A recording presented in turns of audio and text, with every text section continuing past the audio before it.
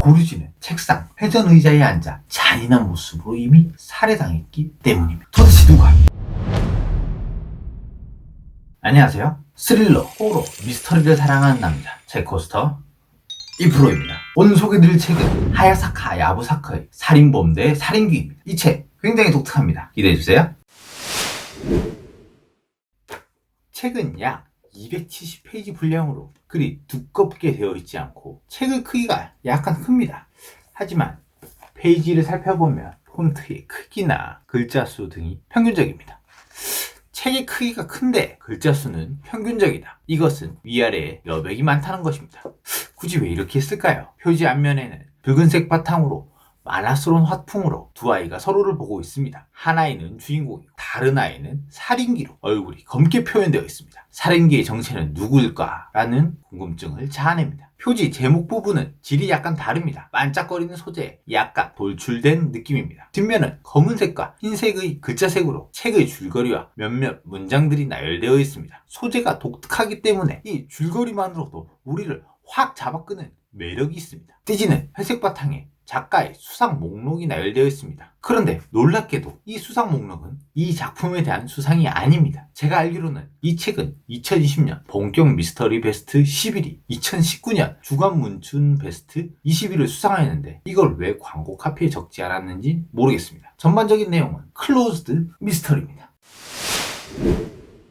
총 39명의 많은 아이들이 등장하지만 그중 일부가 책의 앞면에 등장합니다. 주인공은 아바시리 히토리로 많은 비밀을 가지고 이 섬에 들어온 지 얼마 되지 않은 소년입니다. 이 사건의 발단이 되는 아사미 이즈미는 괴롭힘을 당하다가 현재 의식불명의 상태에 빠져 있습니다. 주인공과는 마음이 통한 아이입니다. 고류지 소우, 고보, 나가야키, 키사키, 키와메는 이치미 아사미를 괴롭히던 아이들이었습니다.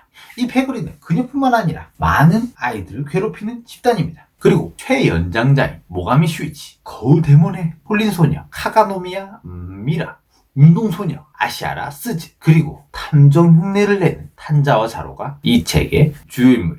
그리고 살인귀 X가 있습니다. 이 책에서 우리는 살인귀 X가 누구인지 추리해내야 합니다. 물론 머리 아프게 추리하지 말고 가볍게 읽으셔도 됩니다. 책의 구성은 현재 시간과 과거 시간이 번갈아가며 보여주는 구성입니다. 현재의 시간은 주인공의 시점으로 이야기가 진행되고 과거는 살인귀 X의 시점으로 이야기가 펼쳐집니다. 사실 서술틀이기 때문에 살인귀 X를 추리하기는 쉽지 않습니다. 그렇기 때문에 마지막에 살인귀 X의 정체가 밝혀지는 순간 큰 쾌감과 배신감을 느낄 수 있습니다. 이 책은 탐정 소설적인 요소도 가미되어 있습니다. 탄자와 지로가 끊임없이 단서를 모으고 추리하는 모습을 보여줍니다. 하지만 어설픈 모습입니다. 책의 후반부에서 탄자와는 결국 살인귀의 정체를 밝힙니다. 그리고 결말 또한 아주 깔끔합니다.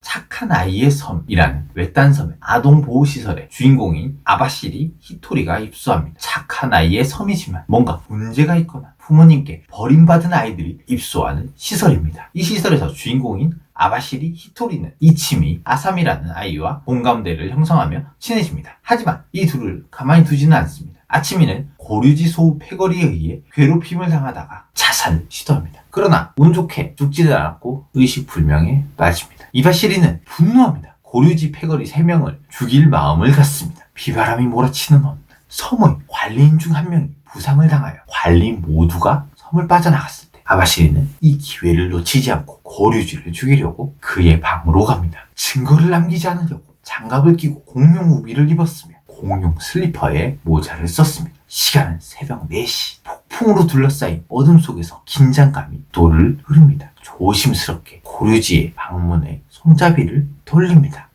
그 순간 쇳내 같기도 하고 비린내 같기도 한 이상한 냄새가 코를 찌릅니다. 피냄새? 아니 감귤 냄새? 아바사리는 침대로 살금살금 다가갔습니다. 그런데 침대는 비어 있습니다. 아바사리는 당황하여 방의 여기저기를 펜라이트로 비춥니다. 라이트를 움직이는 손이 얼어붙습니다. 아바사리의 눈이 커집니다. 고류지는 책상, 회전 의자에 앉아 잔인한 모습으로 이미 살해당했기 때문입니다. 도대체 누가 아바사리의 계획을 한 것처럼 그보다 먼저 고류지를 죽인 것일까요? 그 후 아바사리가 다른 살인을 하려고 할 때마다 그것을 방해하는 사건이 동시에 일어납니다. 물론 그럴 때마다 아바시리는 계획을 수정하며 살인을 이어갑니다. 자신을 목표로 한 살인이 완성되어 갑니다. 탄자와는 범인을 찾고 싶어하는 탐정광입니다. 탄자와와 아바시리는 살인기 X의 정체를 밝히려고 단서를 모으고 그리고 마침내 아바시리는 숨겨진 진실에 다가가 그 사실을 마주합니다. 과연 살인기 X는 누구일까요? 과연 무슨 일이 일어날까요?